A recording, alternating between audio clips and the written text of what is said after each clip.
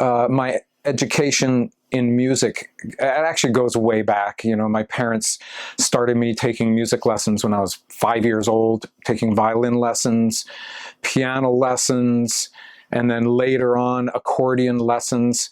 And I was in Canada, where we had, you know, a wonderful organization up there called the Royal Conservatory of Music. It was based out of Toronto, and I grew up in Victoria, BC, but we had a conservatory in Victoria, and I was a part of that starting at the age of 5. So I was also taking theory classes, music history classes, and I was just a kid. But that planted the seed, and I stuck with music my whole life. It's all I did, you know, all throughout, well, obviously all throughout my life. But I also, you know, as I was taking all these lessons, at one point, it's probably the most important thing that's ever happened to me in my life. And there was a teacher that I had in 7th grade, Mr. Tedesco.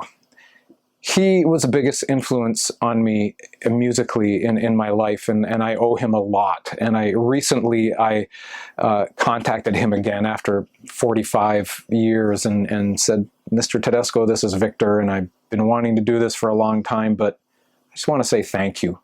Because I've had a career, I've gone all over the world, and I've conducted orchestras, and I've written for orchestras, and I've done all these theater productions, and it was you who instilled that in me. Because what Mr. Tedesco did in 7th grade was, he was a young teacher very early in his career, and he made sure that we did a music class every day. At the end of the day, for about 45 minutes, we just sang songs. We did music because he loved music, and he played the guitar, he played the accordion, he played the ukulele. And at the beginning of the school year, he said, anyone who wants to learn to play the guitar, I want to teach you, but we're all going to start with the ukulele. So we all got ukuleles, not all, I mean, there's about 10 of us who did. He taught us some chords. We were able to sing, play along as we sang every day. And then from there, we moved to guitar. And you know, after taking classical violin and piano lessons as a kid, this was the first time in my life that it was like, you know what, this is kind of fun, and it's more than just taking lessons. We're making music, you know, and that did something to me, and I did turn a corner. That was at around the age of 12.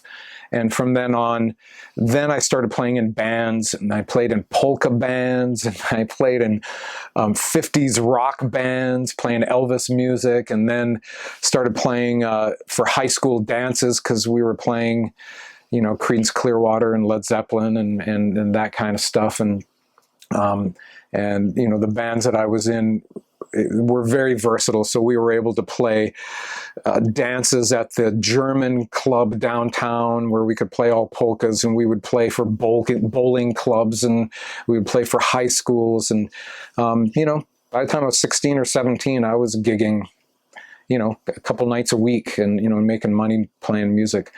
So that's the beginning of my education, and I never really stopped. I went to university and studied music at the University of Victoria in my hometown.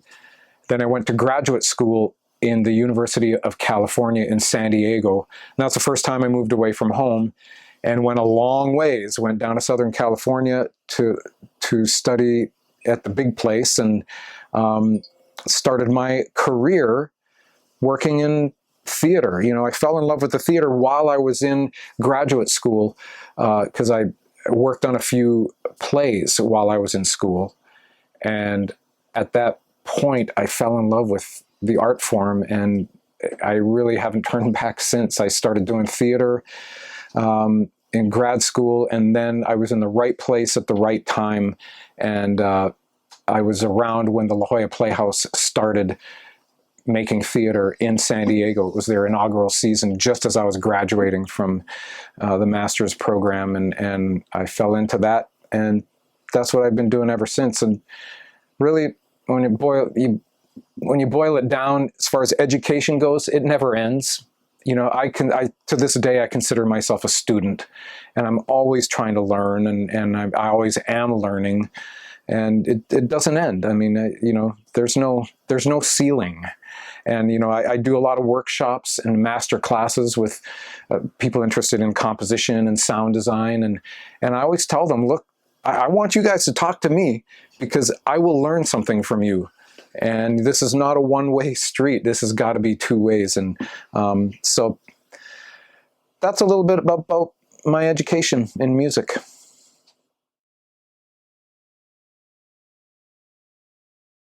So as far as, you know, how my career took off, as I said earlier, I was in graduate school and started doing some composing for shows, and at the University of California in San Diego, we were also blessed with probably the top theater program in the country in universities, and so it was very well known, and a lot of big name directors were coming to UC San Diego to work with the theater students there.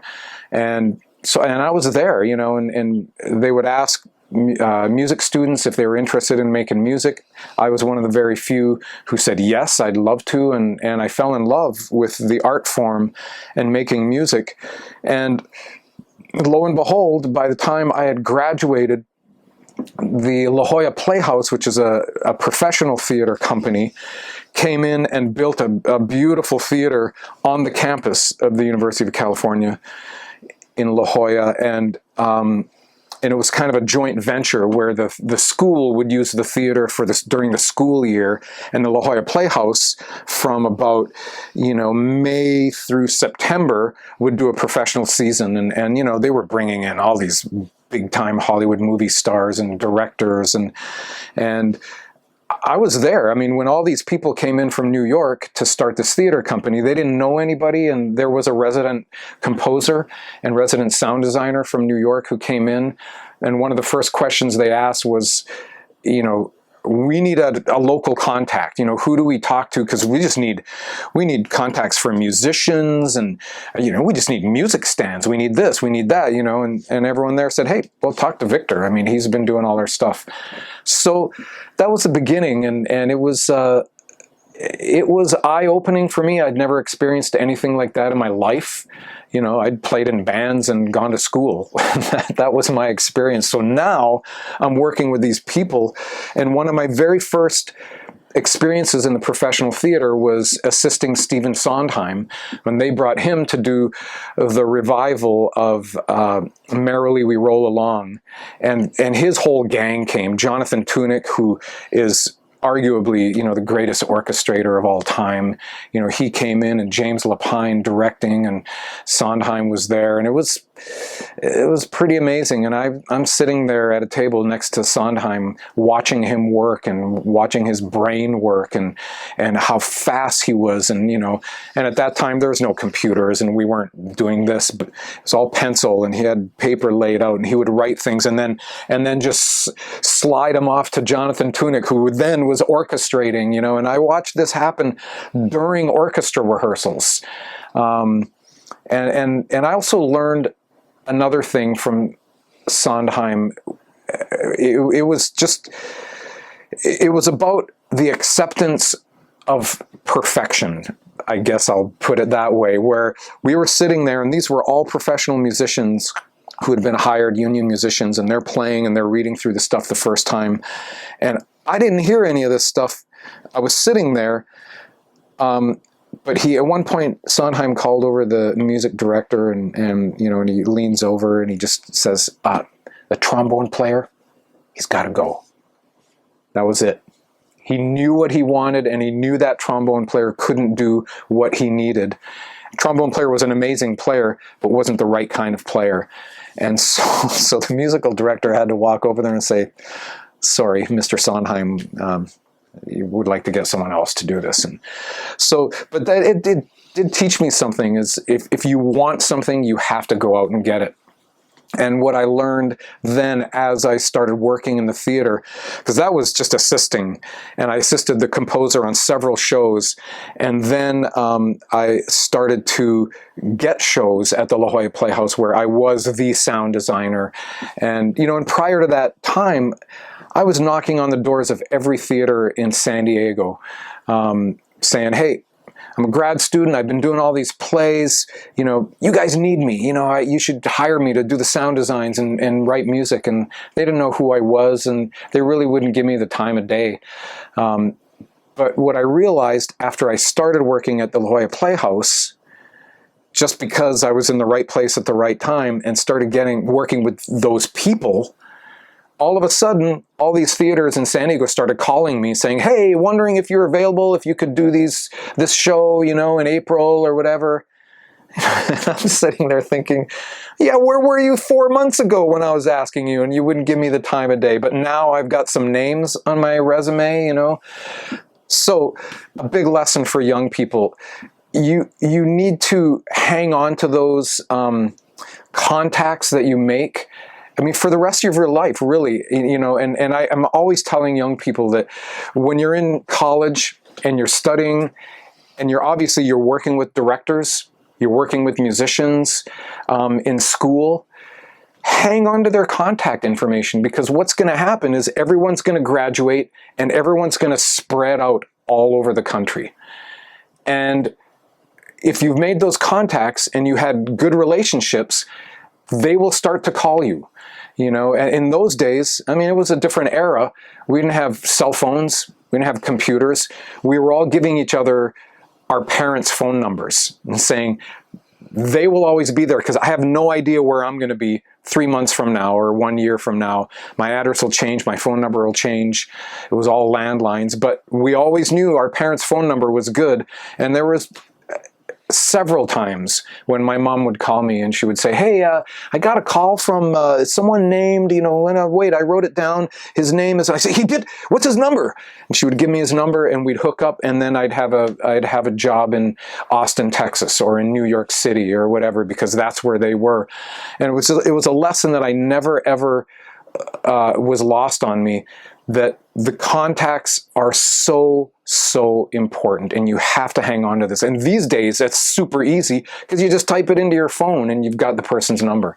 But you need to keep contact with these people, because that's huge. And that led to me then working all over the country. And when you do that, you make all sorts of other contacts, and that network just grows. And you know, before long, I was crisscrossing all over the place and getting the kind of work I really wanted to do, you know, and I got some offers to play in some really big bands at the time, and I said, nope, this is what I want to do, you know. And so that's how I got into this business that I've been in now for over 300 plays.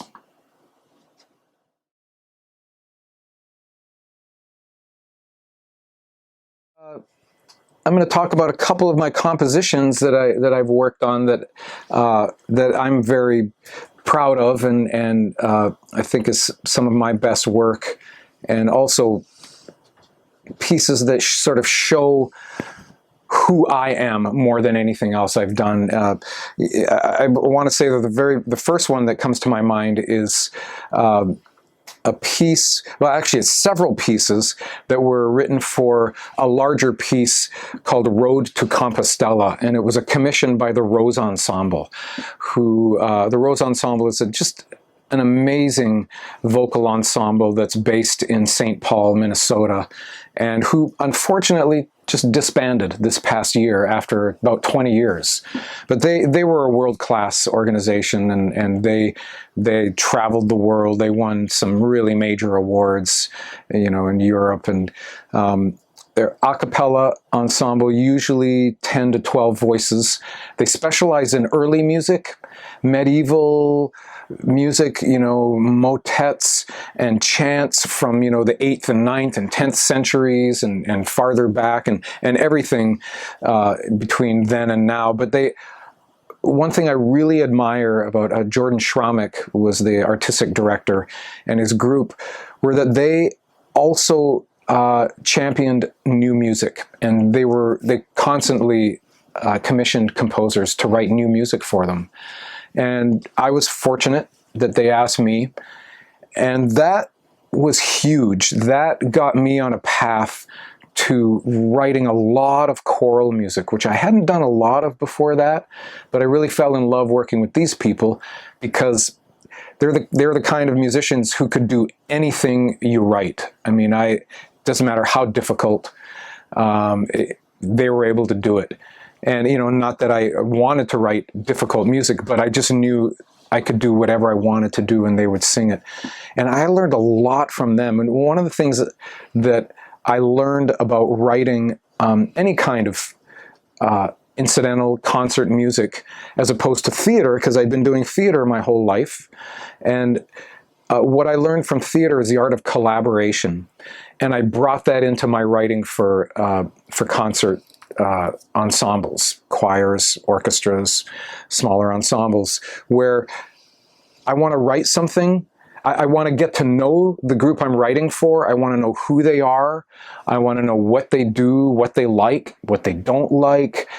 Because the more I know about them, the better I can write for them. And that's very important to me. It's really difficult to write for anonymous people, which I do also, because you have no choice sometimes. But if there's any possibility that I can actually meet the people, get to know them, write some things for them, find out, you know, I want to know who has the highest voice, who has the coloratura, who has that big bass voice, who has the grittiness when I want to feature something in a tenor range that's not classical, but is more sort of gritty and pop. And, you know, I need to know who those people are, so I'm not writing for the wrong people and not writing the wrong things for the wrong people. So I did that with the Rose Ensemble, and it taught me a lot. And they were also very taken by that, because I don't know that they'd been treated in that way by a composer before. So it taught me a couple things.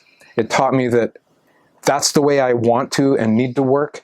And it also taught me that ensembles want that, and they want that interaction, because it only helps everybody.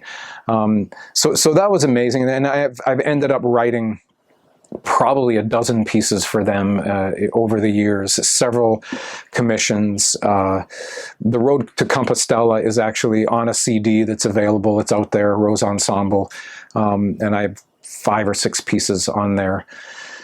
And then another ensemble, another commission that will never go away for me. It was a commission by Zeitgeist. Zeitgeist is a quartet based out of St. Paul, Minnesota.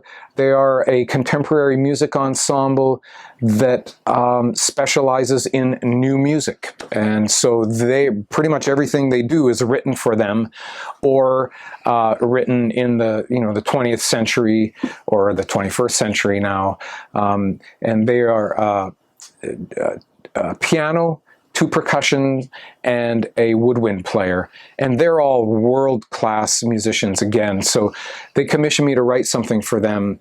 And when they did, I remembered a series of poems that a dear friend of mine, Kevin Ling, had written years before after a near-fatal motorcycle accident. And while in the hospital, he wrote these poems about birds. He said, you know, I was just hopped up on morphine, and I'm just looking out the window every day, day after day after day, and I was watching all these birds, and I started writing these poems about birds. And he gave them to me, and he said, I'd love it if you did something with these one day. And I did, but it wasn't for about 4 or 5 years later when I finally did. You know, they sat on my shelf, and I never knew what to do. And when I got this commission from Zeitgeist, I knew exactly what I wanted to do. And I said, you know, I've got these poems by Kevin, and I would like to do a larger piece.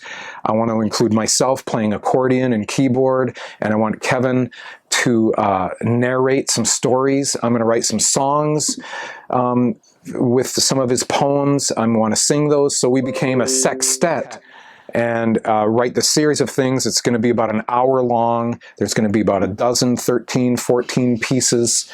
And I wrote this piece that really became, for my money, it's the coolest thing I've ever written. I mean, it touches on so many levels, and it's so deep, and it's funny, and it's out there, and it's serious, and some of it's difficult as hell to play, but these guys are so amazing. I mean, they were able to do it. And so that piece is also available out there. You can find it. Zeitgeist is the ensemble, and the piece is called For the Birds. And it's incredible. We've performed it, I don't know, hundreds of times. We've toured all over other cities, you know, performing this piece, the six of us, and we always have a great time. And again, when I started, it was a kind of a workshop process where I wrote a couple things, I met with the guys, they played through them, we talked about them, we worked on stuff, and I would go away and write some more and rework those things and come back. And again, I mean, I wrote for those people, and the result shows, you know, it's really kind of a perfect thing, perfect match for that ensemble, and I'm very, very thrilled with how it turned out.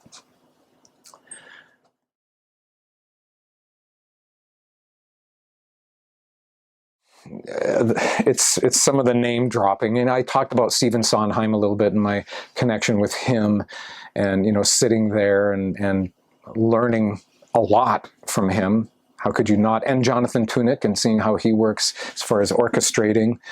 You know, when I was still at the La Jolla Playhouse in the 1980s, I also got a chance to work with Randy Newman, who is a hero of mine. He was before I met him and remains that way. And also, you know, the fact that I got to work with him and got to know him a little bit, and you know, play in one of his shows, and then have a relationship that lasted, and moved from San Diego to Los Angeles, and then we played a show for several months in LA at the Roxy Theater.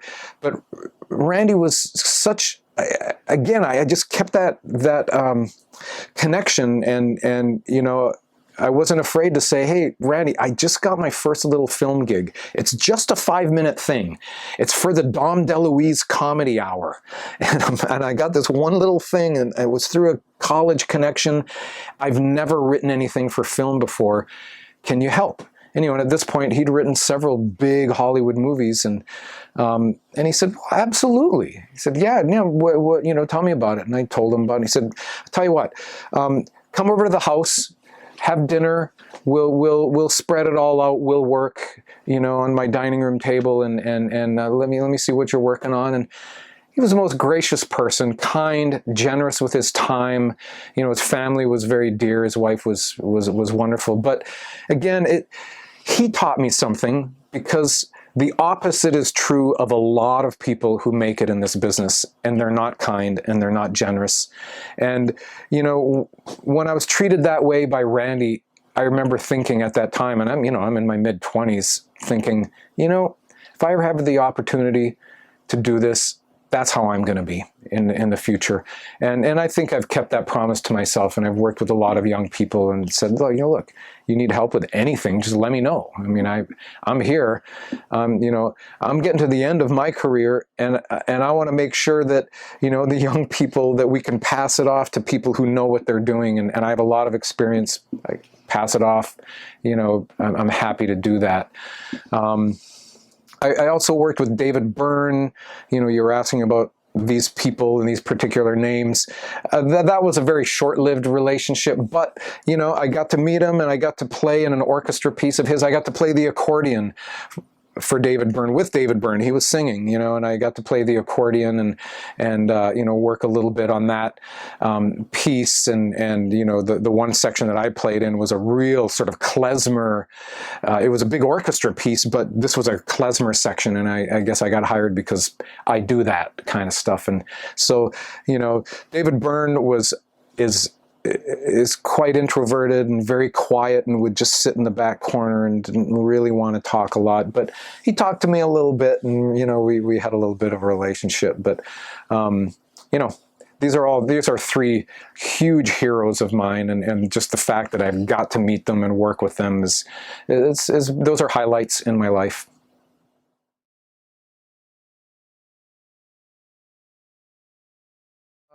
Being asked to talk about sound design in theater, you know, what is that? You know, it's an interesting question, because different sound designers and different composers will have different answers. For me, I mean, I've actually presented a workshop several times now for theater artists, professionals, and for students, and I call it composition is sound design, and sound design is composition, because I can't really separate the two. You know, I'm able to do sound designs for theater, but I'm also a composer, so I really approach the two in the same way, in that my job, and I think I feel very strongly about this, the job of any theater artist is to tell the story. Whatever that means to you as an artist, that's the bottom line. We're here to tell the story, or to help tell the story. So everything I do as far as sound design, I mean, in the real sort of technical sense of sound design, it's about making sure the microphones work on the actors, make sure the speakers are in the right place, get the right sound effects, whether it's rain or wind or the sound of cars driving away, and creating that kind of soundscape. But making sure it sounds right. And of course, you know what a composer does. I would write the music to help tell the story. So for myself, usually when I'm working on a show in the theater, I am the composer and the sound designer, only because I have a lot of the skills that a sound designer needs. You know, I do have, you can't see it all, I'm in my little studio here, and I have all the equipment, and I can actually create the sound design. Many composers don't do that. They write the music, hand it off, someone else does that. But, you know, I'm fortunate to be able to do that, so I use those skills to my advantage. And, you know, so again, as far as sound design goes, there are so many things that you have to keep in mind. You know, as I said, the first one was you have to tell the story. Also, what are the sounds? What's the music? What are you going to use? Where are the silences? I'm always stressing this with young people. The silences are as important as any sounds you put into a production, because a silence can be deafening in a scene if there's nothing going on. And a lot of times a silence can set up sound or music that's going to happen in a beautiful way, whereas if you had stuff going and you had stuff going and then you tried this big impact, the impact is not as strong because you've messed it up and you've created noise before it. So, you know, that's just one small example, but yeah, I mean, sound design for me is creating the oral world of any story that you're telling, you know. And it could be, I mean, I've done shows where the only element in the entire sound design was a bell that dinged at the beginning of a few scenes, and that was it. You know, and we started with a whole bunch of stuff, and we just kept taking it away and kept taking it away, and in the end it was just like, you know, it doesn't need all that, because the words are so rich, and all we're gonna do is just put a little ding at the beginning and the end of each scene that shocks us out of it and puts us into another place and another time. So, you know, you have to keep all of that in mind, and it's again, and I sound like a broken record, and I do with everybody, you have to tell the story, and that's what it's about. If you're taken away from the dialogue and you're taken away from the story, then you're failing in your job.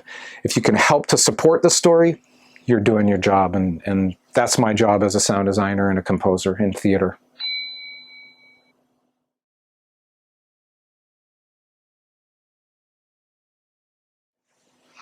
So a little bit about my relationship with Kevin Ling, who, you know, in my opinion, is just one of the greatest storytellers on the planet, and that's the opinion of a lot of people. And he's been around, and he's got that background to back that up. But Kevin is a dear friend, and we're very simpatico. You know, we work in very much the same way, and we find a lot that we're finishing each other's sentences and each other's thoughts, which helps a lot when we're collaborating on artistic projects, because we just know what we want, you know, and then we also know how to push and pull, and you know, and I'll say, well, what about if you do this, and you know, I don't think that works here, he'll do the same thing with me, and he'll go, yeah, no, that's not what I was thinking, you know.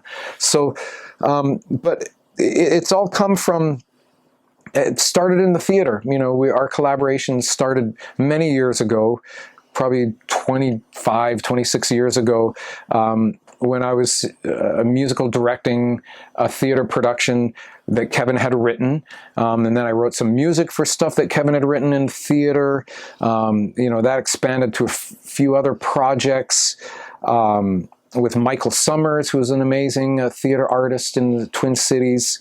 And then eventually, then this thing came up that I mentioned earlier, where I got this commission from Zeitgeist.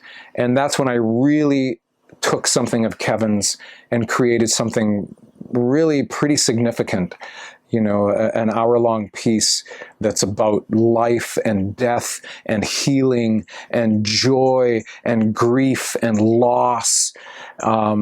It covers a lot of bases, and that's when I got to know Kevin in a very, very deep way. And since then, we've made a couple of orchestra pieces. Our first one was a commission that I received from the Dakota Valley Symphony that was for a full orchestra.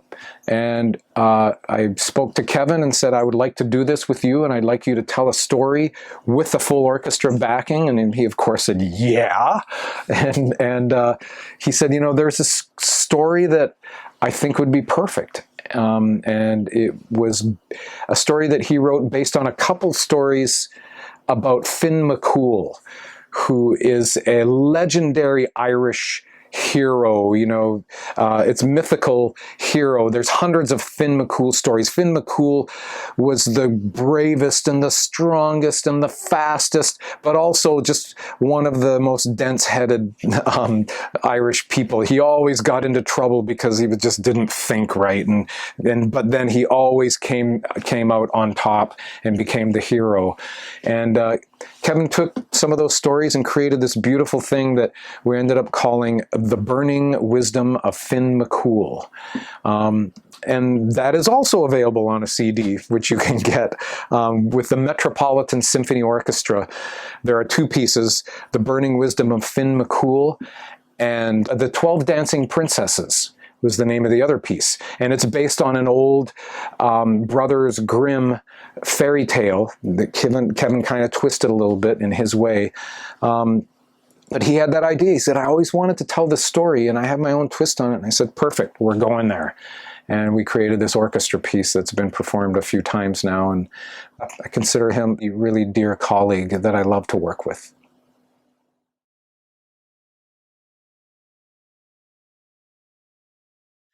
So I often say that, you know, the most important things in my life and my career are my family, my music, baseball, and gardening.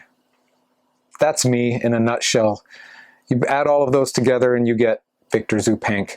You know, my family growing up, we're very close. You know, my father passed 2 years ago, but you know, I have one brother, Rob, and my mother, Margaret. My dad was Victor Sr.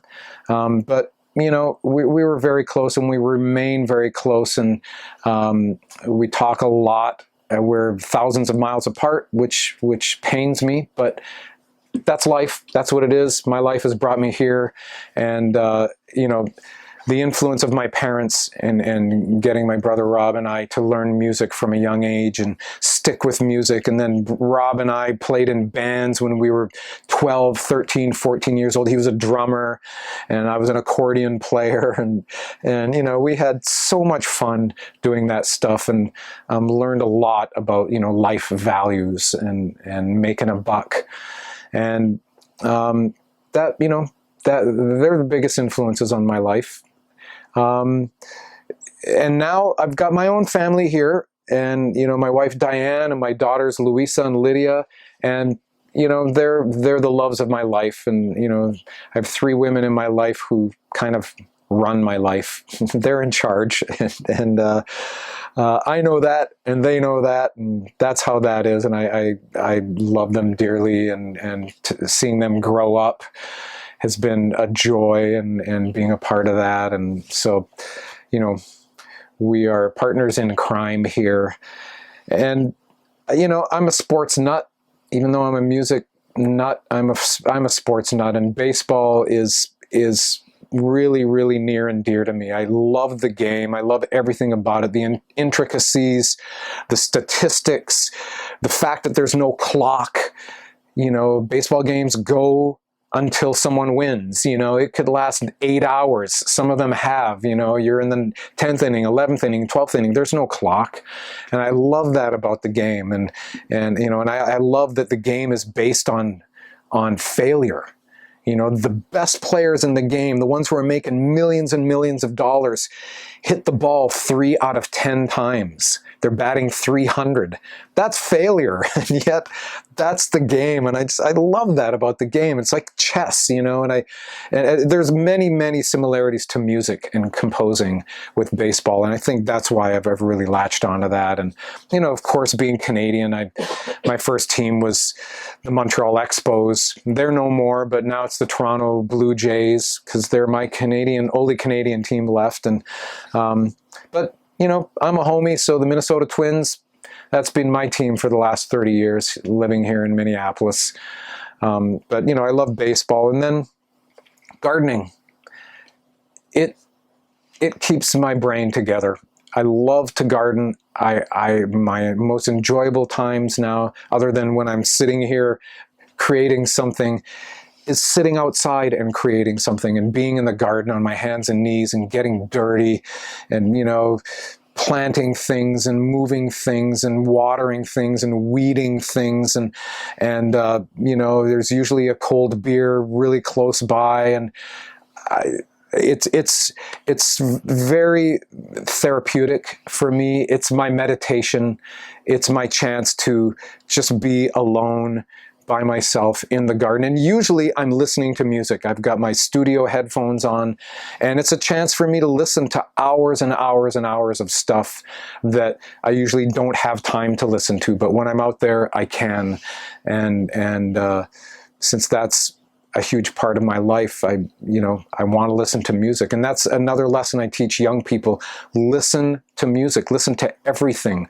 Listen to classical, listen to jazz, listen to rock and roll, listen to pop, listen to Motown, listen to Gregorian chant, listen to world music, listen to Tibetan monks chanting, listen to South American music, African music. There are 100 kinds of African music, Indian music. It's all there, and you learn so much when you listen to this stuff that you know, you can't get enough of that. And that's what I get to do when I'm gardening. Listen to music, be out there by myself, sip on a cold beer, and just make things grow. So that's me in a nutshell. And you had asked also about, you know, the biggest influences on my life. I've mentioned them all. You know, my parents, my immediate family right here, Diane and Louisa and Lydia, and again, Mr. Tedesco, my 7th grade teacher, who taught me that music is fun. Music is something that can be a part of your life, and it can give you joy, and it can give you something that you can give other people joy through. And Mr. Tedesco taught me that, and I really want to say thank you to Mr. Tedesco. So that's it. That's me. Bye.